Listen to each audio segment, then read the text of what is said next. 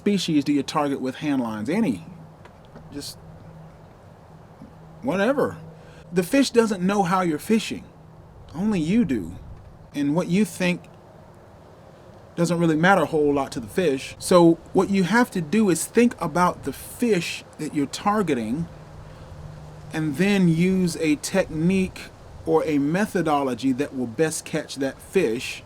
Then buy the tackle that you need for it. If you're wanting to catch bluegill for bait, 8-pound test line, number 8 hooks, tie a number 8 hook at the bottom about a foot or a foot and a half up, tie another hook, and get you some night crawlers and enough split shot lead to get the bait to the bottom of the river, and literally get in the middle of the river channel and drift downstream and catch bluegill.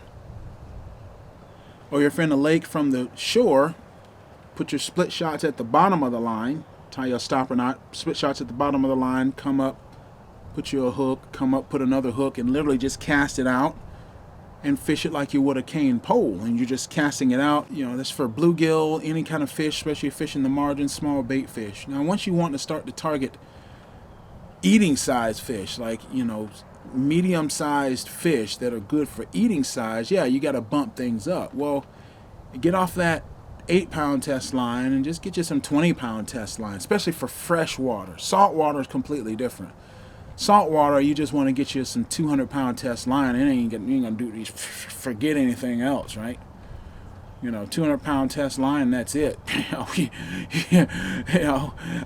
You just have to go to crimps and things like that for salt. Fresh water for medium-sized fish, I use this 12-pound, but that's just because I live in clear waters and I'm catching medium small fish, and it's just fun. It's just more fun to catch them on this super light line like 12-pound test. Nothing like trying to land a 20-pound catfish on 12-pound test line with a hand line. It's just, you have the fight of a lifetime. If you're really wanting to haul them in, yeah, you just get like 200-pound test line. So that's why I went to fly line, because you look at most fly fishermen actually fish with their hands.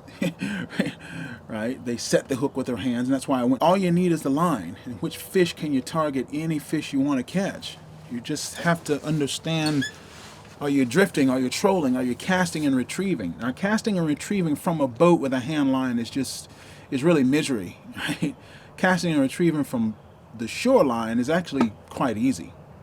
So if you're in a boat, a canoe, or even a kayak, I just wouldn't even worry about trying to cast a hand line.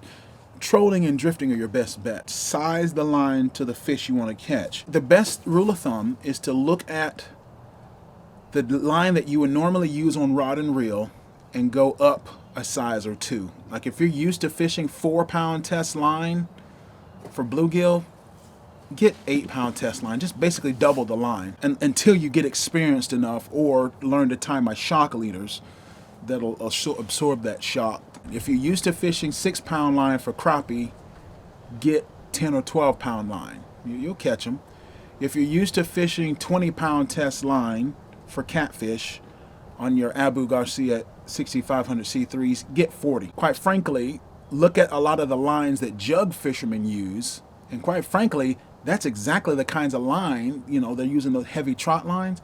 That's exactly the kind of line you want for hand lines. It works.